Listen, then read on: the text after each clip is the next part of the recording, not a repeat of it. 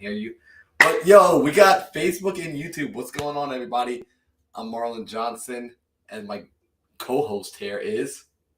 What's that, Elena? What's that, Elena? Tang.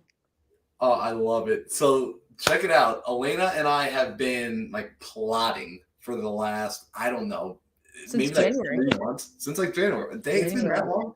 Yeah. So we've been plotting since January to do a podcast together, to do something where we're able to bring back value to the community, not just our sub two community, but also the real estate community as a whole, the entrepreneurial community, the growth mindset community.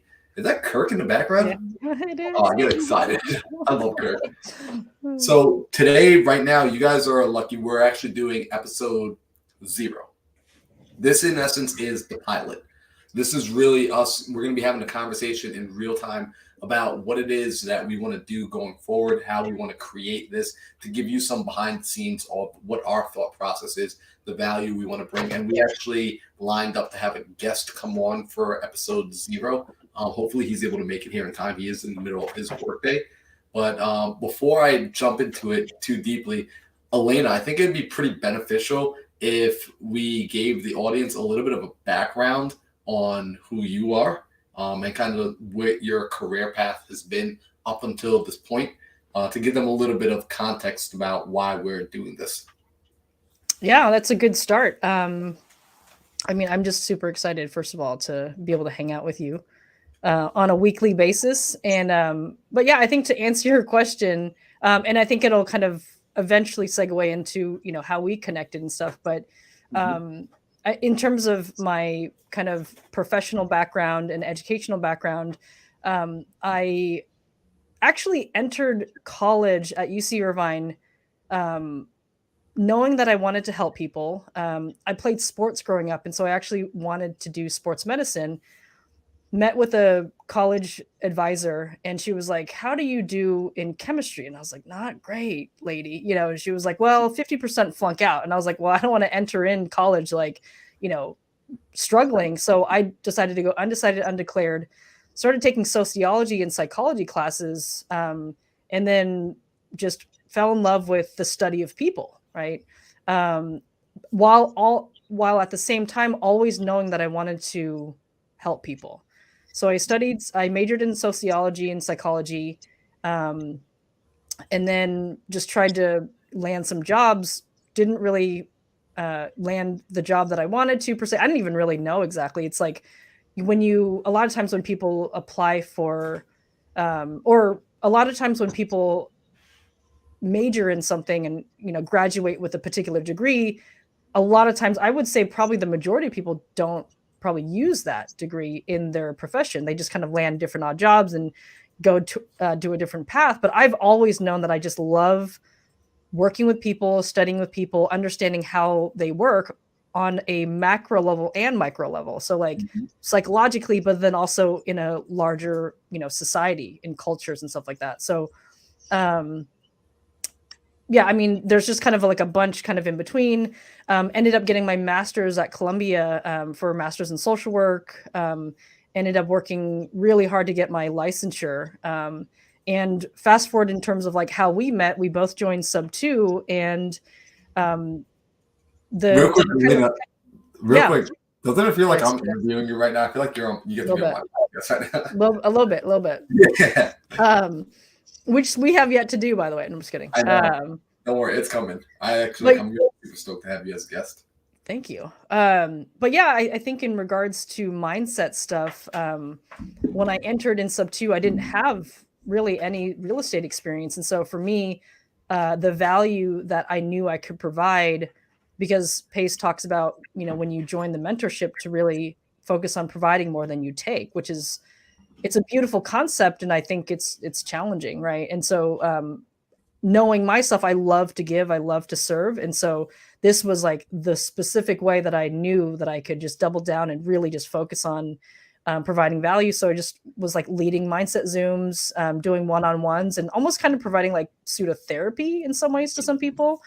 And kind of to segue into how we connected and the birth of this podcast is I remember we were talking in January when I went to go visit and did like a 24-hour trip to meet Pace for the first time and meet the Sub 2 family, and we were talking about different things of how we can help people, specifically in entrepreneurship and real estate. And I think one of the things I remember that we talked about was this idea of like people mentally, it's like they know the goal and they know the end goal that they want. They want to be wealthy and financially free and all that stuff.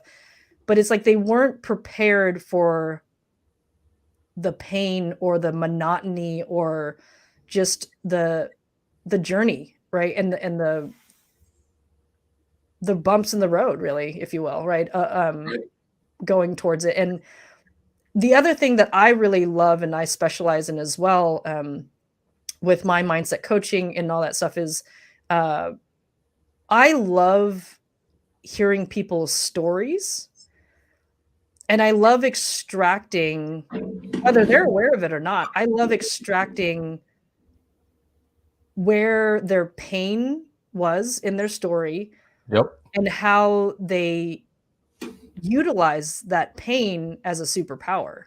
And so, I mean, if we're going to kind of like brainstorm a little bit, like I think that would be a really fun thing to do, is to interview people that have pain in their lives, right? Because I think being a social worker and being a therapist, I run into a lot of people that get stuck in their pain, and they get stuck in, I don't want to call it victimhood, right? Because that sounds a little bit judgmental, but they get stuck in the, I don't know how to heal from it. I don't know how to overcome it. I don't know how to overcome the negative mindsets that have come from that pain.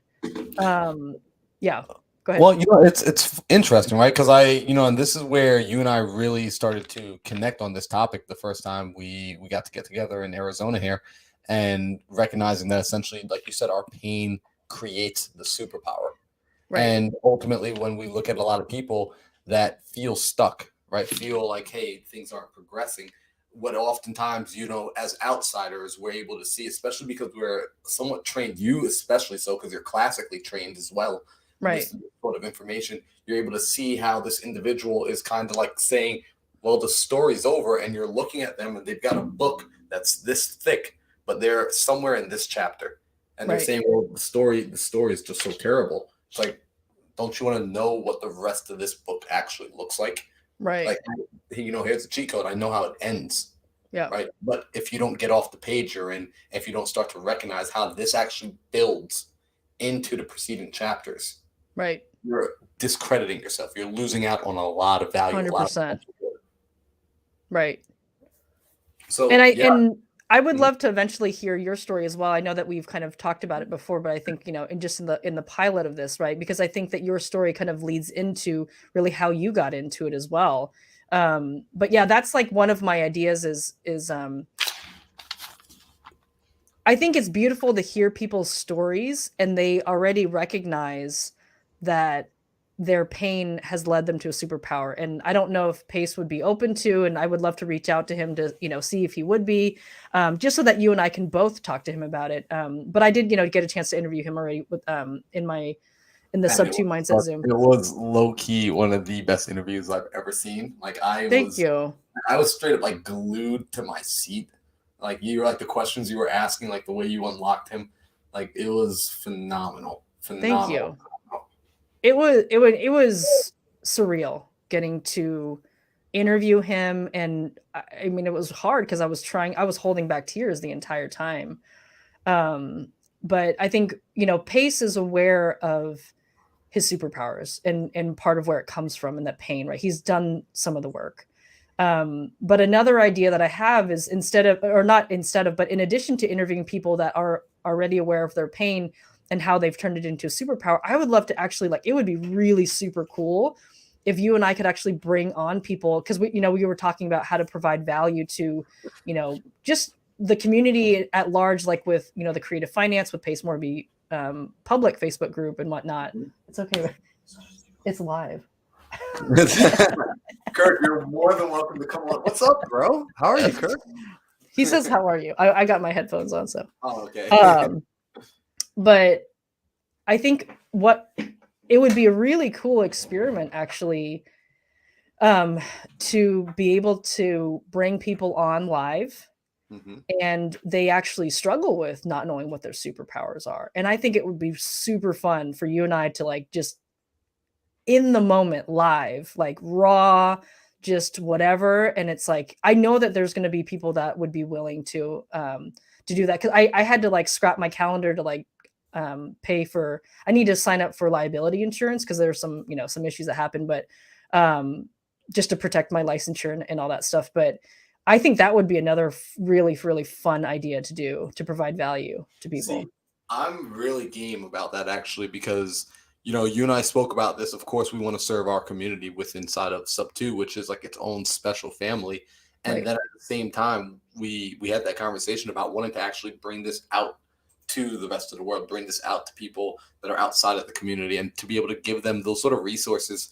A lot of people don't have access to that. They don't have access to individuals that really care enough to dive deep, to ask them the tougher questions, to have insight on not right or wrong answers, but have insight on enough questions to ask to help guide them to where they want to go, to being able to extract and see for themselves.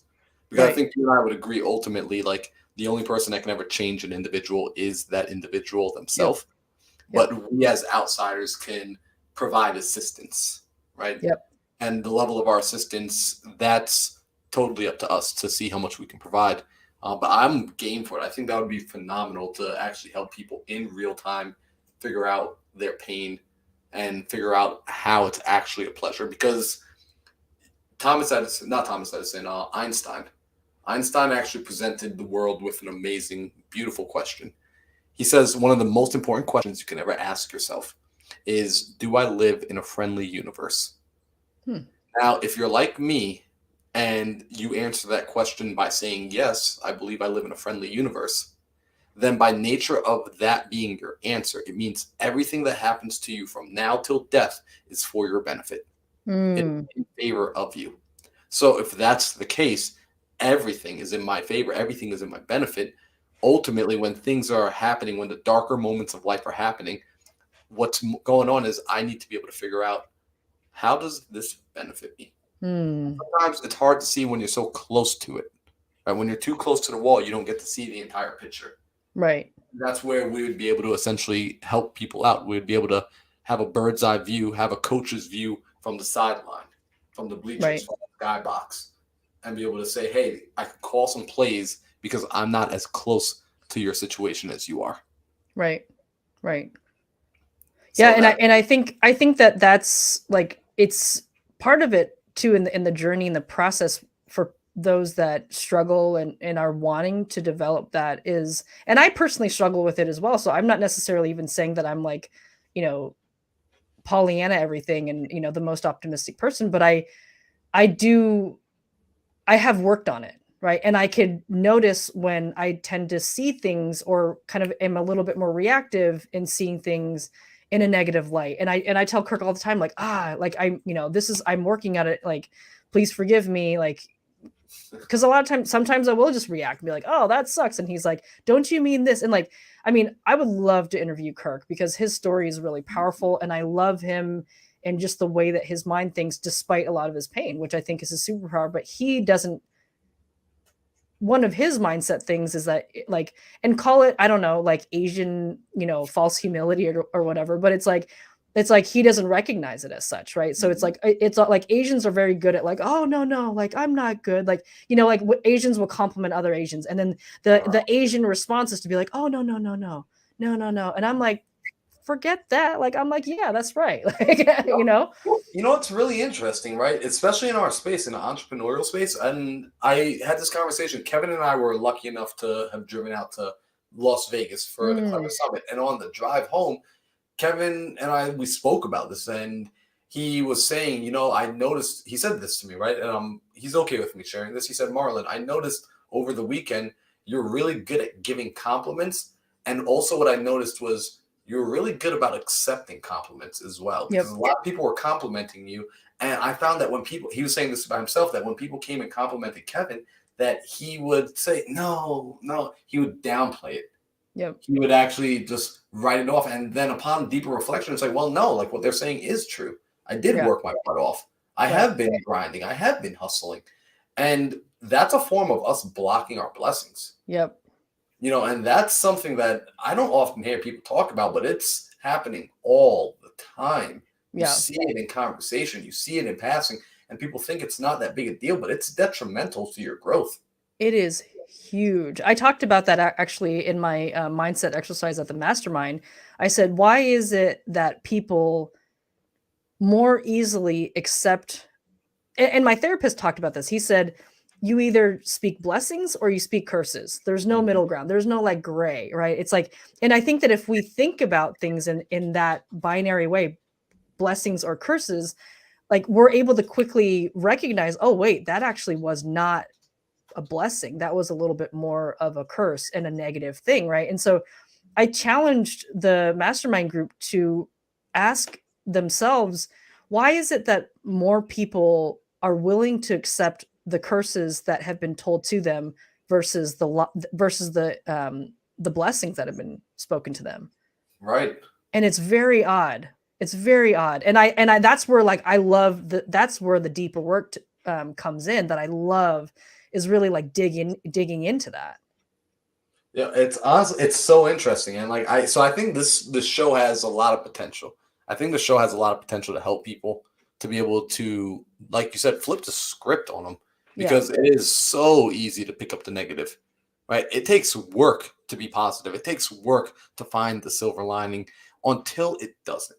Right. Yes. Until you get to that place where it's on autopilot. And I think that's what we can start to provide for people with the repetition, with coming on. And we haven't, being totally transparent, everybody, we have not locked in on a full schedule yet. We have not locked in all the details. We're figuring this out in real time. But we also thought there would be value in being able to see us actually build this up, bootstrap it up. Some of you are hanging out here on IG Live with me. Some of you are on Facebook. Some of you are on YouTube, right? You're getting to see this literally from the ground up. This was a conversation. And then we said, let's put a date on the calendar and let's stick to it, right? Like, let's stick to it, having a deadline to make it happen. And as we go and grow, we'll figure out throughout the process.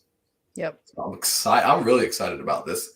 So essentially, we're going to be turning pain into power. Yes. Yeah. We got to think of a name too. This is going to be so cool. And Zach Shelley says, Elena is so dope. He met you at the mastermind. What's up, Zach? Yeah. So that's essentially one. So, I mean, and again, like we're figuring this out in real time. Elena, I know you've got a busy schedule between work, between kids, between running a household and running an investment business, right? Like your time is not necessarily able to just be thrown around freely. So what are we thinking? Like these episodes would be anywhere from 30 minutes to an hour a piece? Yeah, I think I think that would be a good amount of time. I would imagine it would probably be between 30 to an hour, like you said. So, but I'm willing to, just knowing that, like, in speaking with Kirk and the schedule and all that stuff, like, I never want to like stop when things are flowing really well. Right. I mean, it's funny because, like, just a really quick side note, like, I was part of like a Bible study in New York, and I was like really rigid on like my roommate at the time was in grad school. I had already graduated and we were part of a Bible study. And I was like, all right, ladies, like we're going to have a hard stop at 9. And my friend literally was like, oh, is that what the Holy Spirit told you? And I was like, oh, shoot, and from then on, because I'm a planner. I tend to be just naturally, I like to plan things. I like to schedule things. And when she said that, I was like, all right, humbled, like, accepted, right? Like, and it's because when things flow, I never want to be like, oh, hard stop, like, and I think that you've been a part of some of the mindset Zooms with Sub 2, where it's like, sometimes they've gone for like, I think that some of them have gone for like 3, like maybe even 4 hours. I don't know, but like 3 hours, like a good 3 hours. It's hard to turn it off. Like when you're like, because at some point, and maybe you could probably relate to this. At some point, there are times where it's coming, it's very logical. And then some points where it's like you're channeling it. And, as you're even helping another person, you're even like surprised and caught off guard with like, whoa, I said that? Because that's freaking genius. Like, somebody should write that down. Like, that was good. right? And it's channeling, it's getting caught in that flow, and ultimately creating the space for that to happen is really critical. Because people, I think, have tried to get to a place where they've improved their situation and their lot of life, but they struggle and they haven't quite figured out why. And oftentimes, as an outsider looking in, what I often find is they haven't yet found a way to curate their environment to allow themselves to get to that place of easing up, relaxing a little bit. They're showing up too tense to their own situation. And there has to be a level of, at least this is what I found, at least from my observation, is getting people to begin to relax and loosen up. And typically that happens when when they feel safe enough. When people feel safe enough, they will start to put the guard down. I don't think that either you and I will have a problem with that at all. I think just with personalities, like, people that are willing to kind of even just be brave enough to step forward, they already have a level of safety with us. And I like to use humor to like, just, kind of, what's the word? I forget what the word is, but it's like, I like to bring people's walls down by using humor and, various different things. So I think really, I think at the foundation of it, and I talk about this a lot with like just my sales training and like rapport building, is just making people feel seen and cared for too. It's like, I tell people this when I coach them when they find a therapist. It's like, ask yourself, do you feel like your therapist cares about you? Right. And if foundationally you're like, I don't really think that my therapist cares about me, like they've missed out on the very first thing that they need to do with you as a client. So, it's interesting that you say that, because one, I'm getting ready to actually open back up my group coaching and my one-on-one coaching. And one of the first things, as I'm going through and like studying coaches that I've worked with, and I'm going through and rewatching some videos that I've done, I'm seeing the people that were able to either elicit the best response out of me, or I was able to elicit the best response from. It was a deep understanding that you're my teammate and you're here to see me grow, or vice versa. I'm your teammate and I'm genuinely invested in your growth. Like, I might care about your growth more than you even care about it. Right. And when that's felt, not necessarily understood, but when it's felt, that's where some real magical things start to happen. And this is why I'm excited to be working with you, Elena, because I've spent time with you and I can feel just how much you care about people. Like, it's actually insane. I'm like, wow, like you're another, like the same vibe I get from Pace is the same vibe I get from you. Wow, this depth to how much you care. The fact that it will bother you if you can't help someone, if you can't make time for them. And I'm just like, really wow, hard. This is crazy. This is cool to me. Yeah. Literally, after that interview, when he shared that like he used to carry stress in like his rhomboid, that's exact area that I carry my stress. And so one day I was like, I'm gonna text Pace just to, let him know I love him. And then I texted him, I was like, rhomboid stress prevention, like who could I help today that, I could take off your plate? And then he just like did a laugh emoji. He was like, I love you, and said I love you back. But it's like, it's true, right? I think again, this coincides with the whole like where my empathy comes from is from my pain, right? But I learned how to harness it, right? And so let's actually talk about that, because it's interesting. I'm glad you said that, Elena. And this is like, first off, I'm super excited to have you here because I've always wanted to do a show with a co-host, and like you are like in my mind like one of the best people to do this with. Like, it wasn't even like a hesitation. I think the only thing we had was a time conflict. Yeah, the schedule. No. Like, it was on my end as well. Like, my schedule was like all over the place for the last 6 months. Right. Yeah. Like, oh my gosh, there are people I still haven't gotten back to. So you are very special. And we're going to be asking people essentially to open up and share their pain and essentially see how their pain turns into superpower. I think it's only fair that we share ours, right? We actually let people know. And, shout out to the few people on Instagram, the few people on YouTube right now that are hanging out with us for 00 Live, right? Episode 00 Live. You guys get to catch this in real time.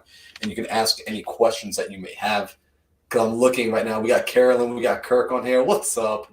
It's super cool. We got people logging in. What I want to do is go through our pain and ultimately start to expose a little bit about how we got to the place, because you just said what allows you to be so empathetic is the pain you experienced. And Yeah. I'm not even sure if I fully know what that pain is, so out of my own personal curiosity, I feel like I might, but I don't know. Yeah, I don't think that I've shared maybe like kind of the longer version. And it's really interesting because I've been a little bit hesitant about posting stuff on like any type of like public social media platform because I mean, my dad might see this eventually, but it's going to be one of those things where he taught me, and this is a cultural thing, right? I know a lot of different cultures. I've been a therapist to a lot of different cultures, and Mhm. a lot of it is don't share your stuff. Don't share your pain. Don't share anything outside of the family because it can be used against you, and that stems from my parents and my father's own perspective. But I think for me, like just and I'll kind of touch on the surface of it because I'm growing in this area as well because this is sort of my first time sharing on a more public platform. But Or it's me, you, so and the 4 people of YouTube. yeah, but it'll be like recorded and like Right. housed. Only But about I mean, my again, goal. My goal is only to influence 7.8 million people, so only a few people will ever see yeah, this. that's okay. Yeah, that's fine. Yeah. Um, and so I think just a snapshot of the part about the empathy is so I grew up in a household. I love my parents. Let me preface by saying I love my parents. They know I love them. My friends and family know that I love them. But they got married. They didn't really kind of vet each other and get to know each other very well. They were a little bit older, kind of in the Chinese cultural standards. They met and got engaged a week after dating, and then soon after that got married, and then soon after that had kids, and it just a lot of different layers, right? And so, but one of the biggest problems that I faced growing up was just a lot of arguing in the house, just constant. Like I don't think that there was ever a day that went by where there was like no yelling, no doors being slammed, all that stuff.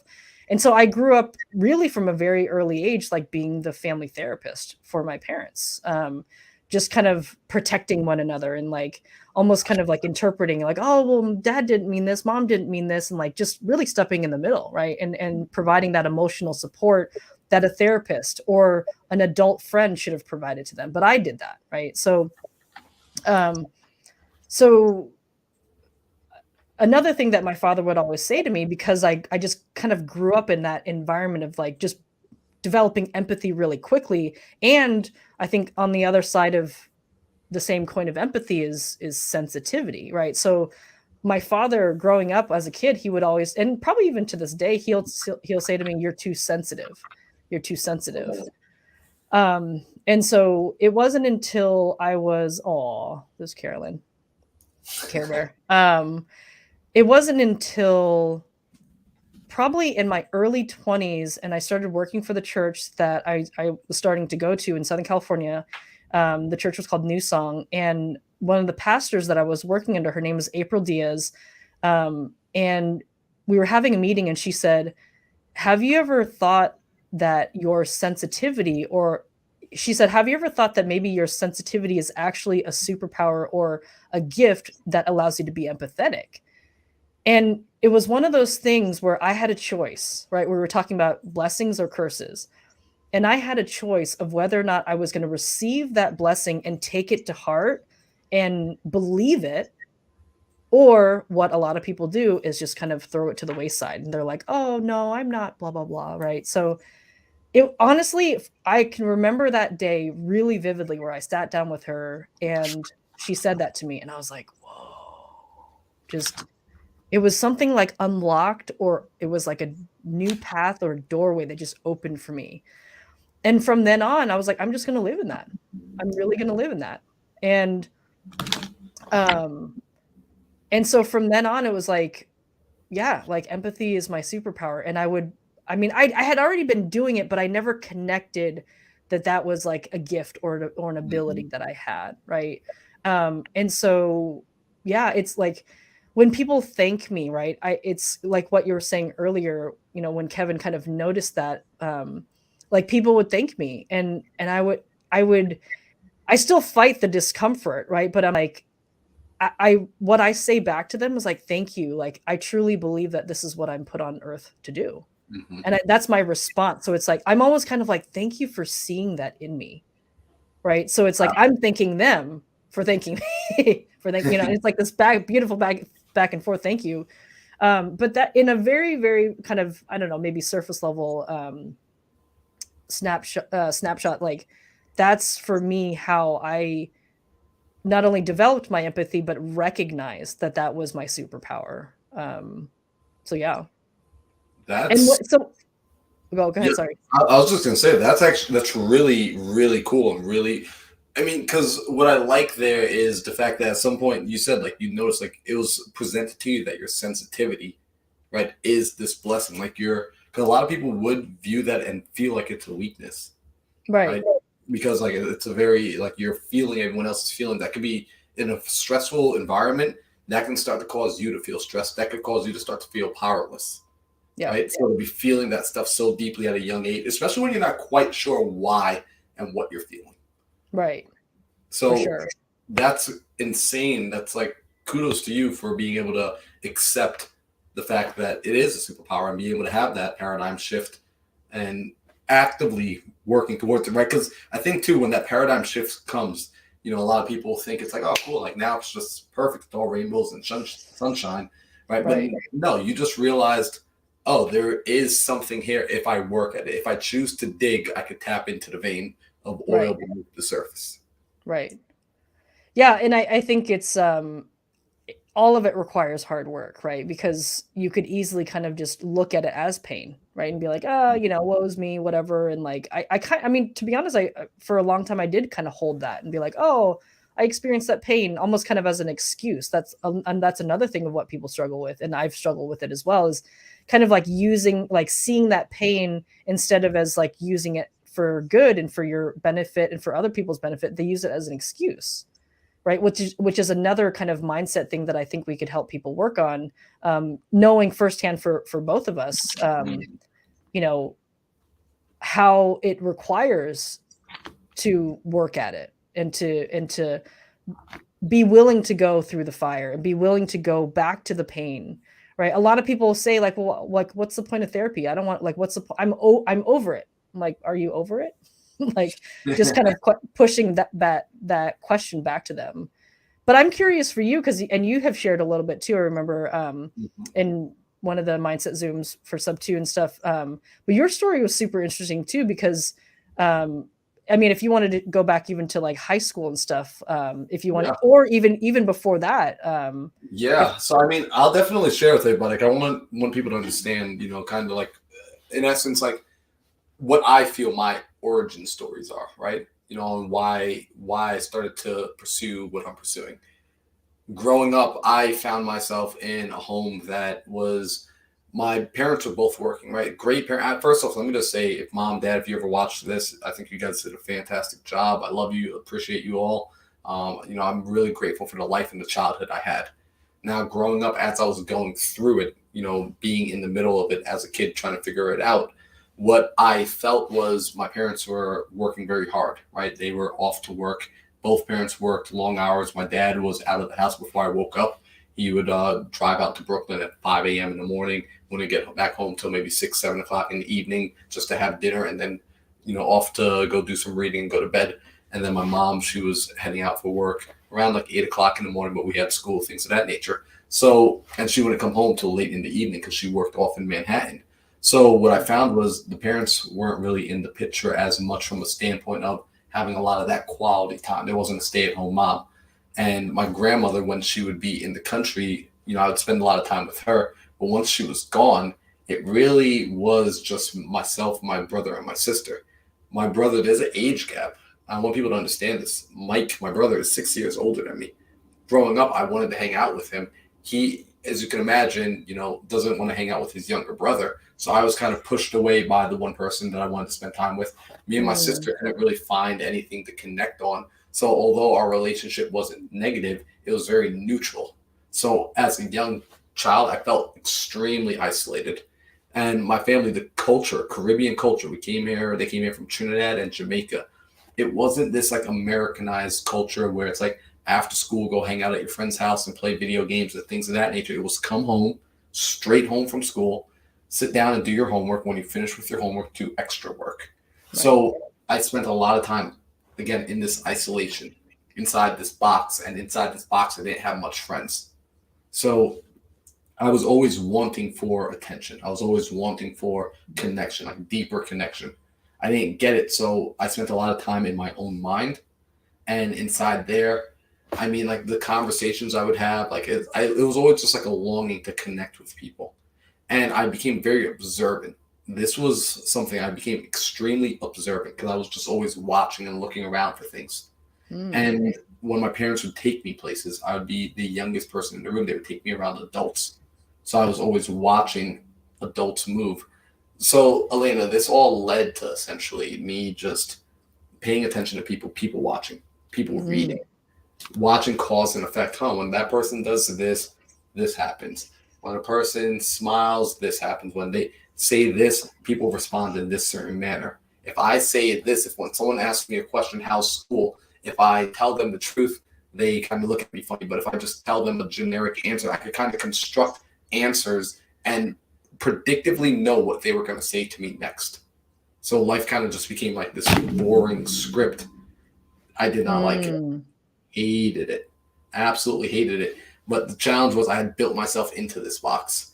And as I thought about wanting to get out of the box and be myself, see, I was longing for acceptance for so much that I was afraid that, hey, if I start to show them this other version of me that's kind of weird, I don't know how they're going to perceive it. I'm scared of being kicked out of the pack. I'm scared of being kicked out of the tribe. And seriously, like, this is how my brain, I didn't consciously know this at that age. But when I sit down and I reflect, I realize, like, wow, so much of my decision making, I was just terrified of being myself and being kicked out of the pack. So I learned how to live small. I learned how to dim my light. I learned how to not really go for big things because I just wanted to be accepted. And I just was happy to have a space in the room to just be able to be in the space with other people. All because I just wanted deeper connection.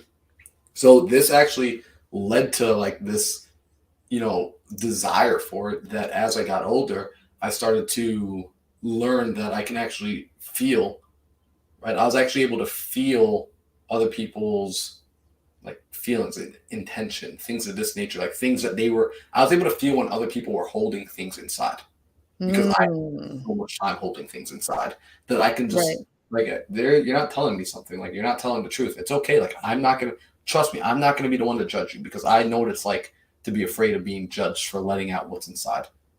And ultimately, and you've seen it, like this is what's given me the ability to go and connect with people instantly, build a rapid rapport very quickly, genuine rapid rapport.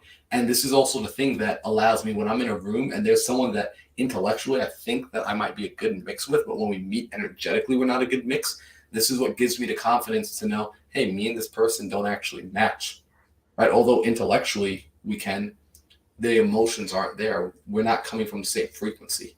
So that's a little bit about where I was coming from. But the pain for me really was like this desire to be accepted, this desire to be to be genuinely a part of something where I can show up as me, and just being so dang scared that if I showed people who I was going to be rejected. I was terrified of rejection.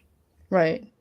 And I remember too, if you can even just add on to, I love that. I remember you shared that like in high school you had a nickname, right? Yeah. So in high school, well, it wasn't a nickname. It was my high school superlative. Oh, that's right. So that's right. That's even worse. I know, right? So, all right, guys, girls, everyone, check this out, right? You guys this is like Marlon walking down memory lane, not necessarily remembering things he wants to remember. Thanks, Elena. I'm sorry.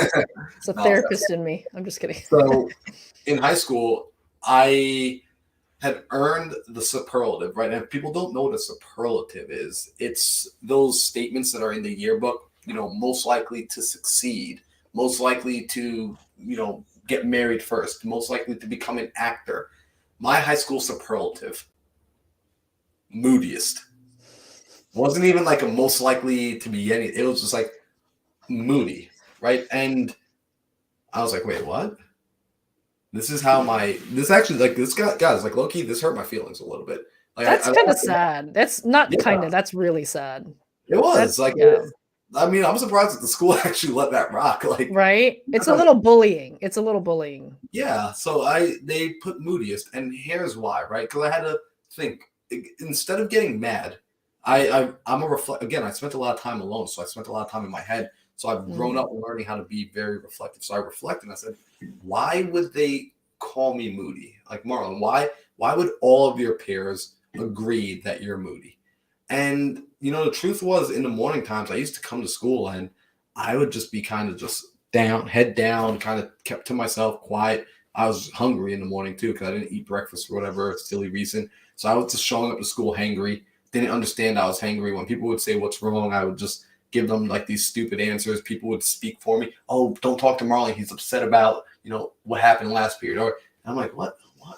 I never said that. But people were speaking for me because I wouldn't speak for myself. And that was making me even more upset. And then after lunch, I would eat a meal. I'd feel better. And I'd come back a little bit. I'd be alert. I'd be awake. I'd be a little bit more bubbly and cherry now. So now people are just seeing this, like this roller coaster ride happen every single day. So I earned the title Moody. And when I left high school, I thought about this deeply for a good couple of weeks after graduation. And I decided I don't want that anymore. I made a decision that I don't want to be moody. I don't want to be upset. I don't want to be that person. I made a conscious decision that I don't want to be that person. So I made an experiment of my life. I made an experiment of myself. And I asked myself this question: is it possible to just not be upset anymore, to just never get upset? And I looked at the fact that I was going off to college as an opportunity to, everyone from high school knew me as being this moody person that would get upset very easily. When I go to college, no one's going to ever think about me as being the person that gets upset. I'm not going to be that person anymore. This is actually where the first paradigm shift of my life ever truly occurred. I made up my mind that I was going to be happy, that I was going to be different. That's amazing. And I committed to it so much so that I actually never really tell people this part. My middle name is Ashton. I made up my mind that when I went to college, instead of introducing myself as Marlon, I was going to introduce myself as Ashton to represent this new identity. Right. Now, that lasted for about like 3 days because when people were just like, hey, what's your name, Marlon? Ah, damn it. So I realized that it was just hard to remember that answer. You spend 18 years saying Marlon when people ask what's your name. It's kind of hard to say a new name. So I commit to just being this new person. And Elena, what was really interesting was I was, in essence, like brainwashing myself on purpose that I want to be a happy person. I want to be someone that things don't bother. And about 6 months into this experiment, I actually found one day I woke up and I just remembered thinking, like, holy crap, it happened. Right? Wow. It happened. Like I started reflecting on the last couple of months and I said, I haven't had a bad day since I graduated high school. Wow. I have not, and it wasn't that bad things weren't happening. It wasn't bothering me anymore. Wow. And that's where I started to realize the mind and the perception is a very, very powerful thing. So I'm absolutely stoked to be doing what we're doing, to be able to bring that gift to other people, because it's not something that is unique to just you and I. It is absolutely not unique. Like if I was able to tap into this, I guarantee anybody, because I had convinced myself I was as average comes. And we are all extremely unique. We are all extremely special. And we all have access to the same ability to create and construct our life. Yeah. So I'm excited about this. That's cool. I mean, I just want to, kind of highlight too that I didn't know you before, right? And I didn't know your childhood self. I didn't know your high school self. But when you shared that story, it was almost as if it was unbelievable. Like the person that you described, it was, I don't know if you remember like the Snickers commercial where it's like that moody, you're like, oh, they're super moody, and just like give him a Snickers. Like it's like, oh, Marlon needs a Snicker. Like, give him a Snickers so he'll be like not hangry and moody anymore. But it's like, it's knowing who you are now, it's really hard to imagine. And I say all that to say like it's incredible, that transformation, because I can't even remotely imagine you being that way. So it's powerful, right? I mean, it's that new leaf that you've turned over. It's really, it's making the conscious decision we talked about, and this is a whole other conversation that we can talk about, but it's like intentionality, right? Like so many of us go through, and I'm part of it too in some areas of my life, but so many of us go through just autopilot, and we're like, I want to change, but you're not willing to actually spend the intentional time being reflective. And it's like, I think for your proof that intentionality and just the ability to be introspective and reflect and kind of see like causation, right? Of just like, well, if I do this differently, this could, yield a different result, right? And so it's like, and just doing that over time, like, a little bit every day, not a lot, but just even a little bit every day. And then it surmounts into a huge transformation. Right. So your story is super interesting and powerful in that way too. So thank you for sharing it. Cause I remember, again, when I first heard, I was like, I'm shocked that you even said that your previous, sort of nickname or even superlative was that you were, the moodiest. I'm like, that's crazy. Right. And, it's a testament to when change happens, like when real lasting change actually occurs, that it sticks around, it stays around for a long time. And the identity changes so much so that, like how you said, you can't even possibly imagine. It almost feels like I've been this way forever. Like I've always been a happy, cheery person. Like people get to know me nowadays, and they see a very extroverted personality type, right? And I grew up, they don't understand that the first 19 years of life were extremely introverted. That I was Mr. Seen, not heard, if you can even see me in the corner of the room. Right? Like I did not speak up for anything. And this is why even a second part of what what I would love to do with this show is, one thing is turning people's pain into their power, like showing them how to turn it into it, but also deconstructing some of the people that we feel have always been this way. Very similar to like what you did when you interviewed Pace. Very similar to how you brought him back to being a human in front of people's eyes, to a very mortal man. And I say that with respect, nothing but respect, because it shows how much work he's put in, how much he's built himself, how much these individuals that we look up to, that we aspire to be like, that they had a very similar starting point. In fact, some of their starting points might have been lower, some of their starting points might have been higher, and some of their starting points might be exactly at the same place you feel you're currently at right now. Right. And understand that what got them to change was they made a change, and it took effort. Like Elena, can we make it a point that we make, and maybe you agree or disagree with me on this one? I don't know. I'm curious to see, but can we make doing the work cool again? Oh my God. Yeah. Right. Like, yeah. I mean, my new saying is like, I'll ask them, oh, have you ever been to therapy before? And they say no. And I say, why not? Like the new norm should be, the requirement should be to do the work. And if you haven't, what are you avoiding? And let's break that down, right? Because I'm not afraid to go there. A lot of people are like, I don't want to like bother them. Like, how are you bothering them? You're actually going to help them unlock something. So let's go. Mindset makes the man. Yeah, Eric. Oh, what's up, Pastor Eric? Eric is the freaking man. Like it's so, yeah. I'm sorry, I'm seeing some of these chats right now too, and Kirk is like, I'm glad you're not moody anymore. Yeah. I love that. Oh, Jonathan. From moody to mega mindset, more MMM. Oh shoot. MMM. Oh shoot. Okay, so I mean, that would be amazing if we can come in and like we can start to do that. Like we can start to create a culture where it is socially acceptable. There's actually like almost like a reward system around the good behavior of doing that internal work, of working on yourself, of going out. Because especially, this, right? Your culture is very much like this. My culture, black men, forget about it. Like you don't hear a lot of black men saying, I have a therapist. Like, why would I waste money on that? Boo. I mean, that's what they say. Like, why would I waste money on like that's literally what I hear. And I know you wouldn't say this, but in my culture, what I hear is, oh, that's for white people. That's for white people in their situations. Oh, sure. Oh, I've heard of that before.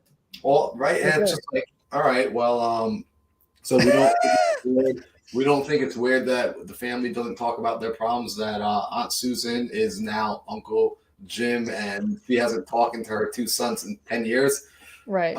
We don't think it's a little strange that your mom and dad absolutely hate each other's guts, and they refuse to acknowledge it or do anything about it, and you guys get in trouble for bringing it up. We think that's normal. Right? Do you think it's normal that you feel anxiety every time you walk into the house? Right. That when your family member looks at you, you start to feel stress? Yeah. Right. And we don't want to talk about that? Okay. I mean, I'm not okay with that. I'm actually not okay with that. Right. Because I lived that world already. I lived in a world where I felt like things weren't okay, but I stayed quiet. Right. And it was slowly killing me. Yeah. It was a death in two ways. It was a death because it was a life I wasn't living. And then the life I found myself living in was slowly decaying. And I was playing this game to not lose versus playing the game to win. Right. So and that's a real thing. That's a real thing, that fear, right? They would rather not mess up rather than mess up, but then also win and live the life, that you were fully meant to be. Like I truly believe that one of my purposes in life, and this is why I'm super excited to do this podcast with you, is to help people break through those barriers. Let's deconstruct it, like you said, right? Deconstruct it, take a look at it, help them to look at it and draw the power, and then almost diminish the negativity behind it, right? It's like, we always talk about perspective and like narrative, right? And it's like we could rewrite those things. Those stories and those pain, it's not stagnant. It's not just laid in cement where you can't, re-look at it in a different way. And like, just real quick too, like I love photography. That's probably the only medium of art that I love to do. And I was part of a nonprofit in New York, and one of the assignments was, and it was actually to teach teenagers about photography. And one of the assignments was like, pick a subject, pick an object, and take a picture of it, but take 25 different angles of the same object. And it's like, that to me was a beautiful metaphor of, if you, and my father and I have my dad would try to train me on this too, is like, look at your story from a different perspective, and just like rotate just a little bit and rotate just a little bit, and challenge yourself to see it in a different way. Right. And I think that by doing that and training yourself to the point where it becomes second nature, is then you're actually creating an ability to not look at things in such a negative light, in such a victim mentality. Right. But it requires doing the work to do that. So I think that this will be a really powerful podcast to help people. Yeah, I'm extremely excited. I think people need this. I know this is something that I could have absolutely have benefited from. I'm looking forward to the people that are going to be brave enough. We're going to have to, figure out a way to create a sort of wait list. I think getting people on the sub 2, I know a lot of people would benefit and be willing to jump on. But again, like our reached outside of the community as well, to the broader community. We'll have to figure out a way to bring those people on as well to get them coming inside here. I think this is going to be absolutely phenomenal. Also, Kevin Cho just jumped on. So this was essentially our first pilot. We're feeling good about this. We're thinking Fridays, right? I think that's when both of our schedules will allow sometime, between, we haven't locked in a date, but between 2, 3, 4 p.m. West Coast Pacific time. Pacific. I don't know if I'm saying it right. Pacific. Yeah, Pacific. The Pacific Ocean. So we'd get together, and essentially we're going to want to bring on a guest each week, right? Bring on somebody that essentially wants help with unlocking their pain and seeing just how powerful it is, as not something that's weighing them down, but actually the thing that temporarily pulled them back to accelerate them forward with greater speed and trajectory. Right. And it would be really cool too. Like, I would love to kind of have like a variety of people that have done it, right? And like hearing their stories, um, and then also hearing people that want to learn how. And the really cool thing is to be able to kind of do like a before and after, where it's like, you Mm. know, we work with them, and then we're like, hey, can you promise to like schedule to follow up with us, you know, in 6 months or 9 months or whatever, right? And it's like really, you know, if they did have any or not if because I know it's going to be when they have the light bulb moments. It's like, okay, so, you know, what are you going to apply, what are you going to take forth with you? Because again, like, I was in some ways like I was kind of seeking for someone to kind of see my sensitivity, almost maybe not I wasn't conscious about it, but it's like Mhm. I was really hoping that in some subconscious way that someone would see my sensitivity as not a weakness. And it was like the fact that April Diaz like spoke that truth and love into me, it was like I was already primed. So I mean, I really truly believe that this platform could be an opportunity to speak truth and blessings into someone, where it's like 6 months down the line, we would love to have you come back, and just I would love to hear. I'm like getting goosebumps as I should. It's like I would love to hear, like, you know, a 6 months, you know, post, you know, interview, and say, you know, how had that impacted your life? Like, what areas? And it doesn't have to be these whatever, but it's like it's going to be a shift. I know it and I believe it. And so it's like I would love to re-interview those people, you know, 6 months down the line, and just hear, you know, some of their stories. I think that would be phenomenal. And like, guys, first off, please, if you're hanging out with us, first off, thank you so much for giving us your time, energy, and attention. It means the world to us.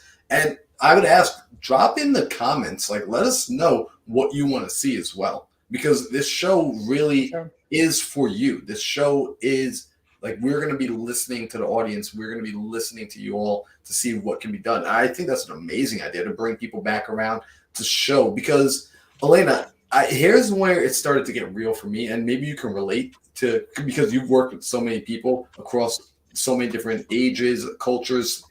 You start to see that when people come and work with you and they essentially open themselves up for help, the change that occurs is actually lasting.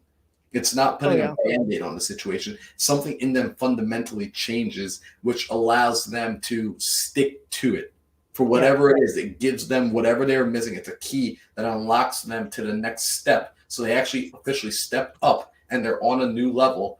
And there's no going backwards on these levels, right? You might be able to visit the past, but you always have access to that new level that you unlocked. And Right. when like that, when I started to notice that when working with people, that was happening consistently, right? When I would check in with people, I would just ask them, because at first, I'll be honest, Elena, when people would tell me, man, like, you've helped so much, you've changed this about me, you changed my life, just like Kevin and just like you would do in the past, I'd say, no, it's not a big deal. And I would think I wouldn't accept the compliment. I wouldn't accept that what they were saying was true, because I was downplaying myself. And I recognized, whoa, no, like, you are changing lives, right? Because Yeah. when you actually get a person to see themselves, that's something that they cannot unsee. When you get someone Right. to truly see themselves. And I was listening to something this morning as I was reading, and it said, and it just, I almost got goosebumps. When you said you got goosebumps, I got goosebumps, because this came through my mind. It said, you can't make a man bigger than he is. But Mm. what you can do is show a man just how big he is. Mm. And it took me a little while this morning when I heard it, because at first I was like, huh? But then I started to like really meditate on it a couple times, and I said, like, you can't make him bigger, okay, but you can show him. Oh, okay, I can't change the person. The person is who Right. the person is, but I can show them who they are, because I already know you're great. Right. I don't even need to know you to know that you're great. Right. Right, like, the amount of potential inside of every human being is waiting to be unlocked, and it's Yeah. true. So what I can do is I can simply show you your own potential. I can show Right. you to yourself Right. if you let me. Yeah. and kind of going back to that example of like, the photography example of like taking another step and taking a picture. For me, I feel like I'm metaphorically taking them by the shoulders and they're seeing only one perspective. And I'm like, no. And I'm like, just shifting it. Right. And it's like on the other side is like this beautiful thing that you don't look at because you're only looking at the backside of it, that blood, whatever. And I'm like, I feel like I'm metaphorically taking them. Right. And it's like, I talked about this in the interview with Pace, is like, I'm not creating beauty. I'm not creating strength. I'm not creating any of the things that I'm trying to help that person to see. Right. I'm not creating it. I'm helping them to see it. Yeah. But part of the work that they need to do is believing it. Right. And that is doing the work. Because like you said, right, in that example with Kevin Cho, is like some people they choose not to for whatever reasons, cultural. They think it's humble, and it's like, that's stupid, like, because it's not truly humility. And it's a false sense of humility. So I just am super excited to have this as a way to provide value and really, again, it's like, to me, I look at it as healing. It's a healing process for people. And so this is really exciting to be able to hang out with you and hang out with people. Carolyn, I'm going to drop, Carolyn for sure is going to be one. And I'm just, naming my girls, but like Carolyn and LT, like I've seen them transform. And so like, and they both, I respect Carolyn and LT tremendously. They have these resiliency stories. And I'm personally very attracted to people that have resiliency, because I think Kirk says Carolyn wants to go over. I drop her, name her. But yeah, it's people who have resiliency. It's because I know they've done the work. So Jonathan, you're up next too, bro. I love it. I love it. So this is going to be extremely powerful. This is going to be a lot of fun. I mean, we're going to be bootstrapping this in the very beginning, right? We're going to be learning as we go, but there's something I'm confident in, which is Elena's ability to perform, my ability to perform, that we will continuously be getting better, that we will be here as long as you need us, right? That the individuals that when they come on, this is first and foremost about helping the people that come on first and foremost before anything else. And this is about pouring value into people. That's something that I know I'm committed to. That's something I know Elena is committed to. And what will come from it is ultimately it's going to be a beautiful thing. I'm looking forward to this immensely. So now, here's what I want for the people that are watching, right? I got to ask, first off, make sure that if you're on YouTube, you're subscribed. You already hit that subscribe button. You hit the like button, and you share this right now while you're watching this. Share this to your social media. Share this to Instagram. Take a screenshot. Let people know what we got planned coming up, right? Get this out to a person who needs it. If you know somebody that has been struggling with their mindset, they've been struggling with overcoming anything in their situation, any sort of challenge, right? Bring them onto this show. If you know someone that says, look, I can really use some help, but I can't afford therapy. Yeah. Right? Bring them onto this show. Like, this is, no one's being charged a dime. And again, like, guys, Elena classically trained. This is her career. This is her professional career. Like, so they are legitimately able to tap in with someone that does this professionally. Like, Elena gets paid to do this. And you and I both are coaching too. So that's another thing too, is we're not charging any, like, we are both qualified and highly skilled to coach people. And we're not, this actually makes me feel really good, because I had to scrap all my one-on-ones to figure out the legal stuff. But it's like, we could have a legal whatever, like whoever signs on, like we'll, make them sign it. But ultimately it's like that. The other thing that I wanted to mention too, is that, like, I think that I know that there's going to be people out there that are going to be like, oh, I don't want to share my story. Like, I'm really private. Like, I get that. Right. But there's a part of me that's like, this is, number one, this is a free and highly valuable avenue that they could receive support and help with. Right. We're not charging anything. But the other thing that I think I've loved leading group therapy sessions, because I think some people, there's always going to be some people that are a little bit further along in processing their emotions and sharing things. And the beauty behind something like group therapy is someone will share something and it will you'll have maybe some similarity or some story that you resonate with. And then when they share something, it's like, whoa, Yes. I think that's how I feel too. Right. So I say for the audience, for people that, you know, are wanting to participate in this, but maybe aren't really sure if they're, you know, how they feel about it. My encouragement is, a lot of people say like, I want to help people, but I don't know how. You being vulnerable is a great way to provide value to other people, right? You being willing to do the work is providing value to other people. And I guarantee that for those that are willing to step forward and kind of do the raw work with us, that their story will help someone else. 100%, I guarantee it.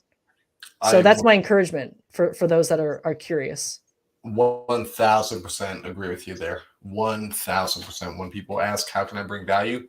Number one, just be authentic, be yourself, right? Share your journey, share where you're at, show other people that they are not alone.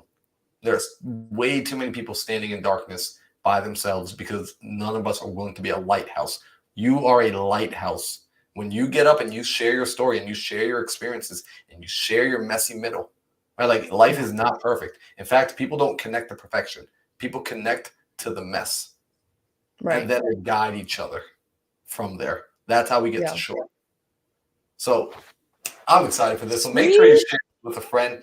Tell a friend to tell a friend to tell a friend. People inside it. We're going to be doing this show essentially next Friday. Was going to be episode 1. Next Friday will be. Oh my gosh, next Friday is going to be tough. Actually, Elena, I'm going to Tucson. Oh yeah. So I'll be in Tucson. I'll see what I need to do to make time for this. We'll figure it out. But we will figure it out. Yeah. So, Elena, is there any final words we want to give the guest today? Also, shout out to the guests for holding it down in the chat. Shout out to Kurt, shout out to Carolyn, shout out to James, shout out to who else? Jonathan. Shout out to Eric, right? You guys are amazing. We appreciate you so much. For Patricia was in the chat as well. Shout out to you all. And then people on Instagram who I wasn't paying attention to because I was looking at the monitor. Shout out to you guys as well. Thank you, everyone. No, I don't have any last words. I need to be on. I want to be on Morning Mindset Coffee, but I was literally talking to one of my coaching clients this morning about this, where it's like I struggle with. I tend to be a little bit more of a night owl, and so I need to shift the. You called me out on it too. I love to hang out at night. It's just like, I don't know. Don't worry, I'll get you on, Eric. I'll get her on for the evening mindset espresso. Oh, that's right. Yeah. I love that. Yeah. But yeah, thank you. This is just it's a privilege, and I really enjoy hanging out with you. And this is just going to be really fun to be able to help people together. It's going to be super fun. Elena, I'm looking forward to it. I enjoy hanging out with you, so this is going to be a lot of fun. So everybody, thank you so much for hanging out. This was the episode before the episode. This was us brainstorming, making this happen in real time. So next week we'll be coming in for episode 1 officially. If you're interested in being the first person that comes up on stage, reach out. Or if you're interested and you think at some point you might want to come up and share, or you need something that you need help processing and working through, and you're okay with doing that in front of people, come on up, let us know, reach out, DM myself, DM Elena. You can get me at Instagram at Mindset Marlon. You can find Elena at Elena Method on Instagram. And I appreciate you all. Yeah, thank you, everyone. Thank you, Marlon. All right, we're logging out.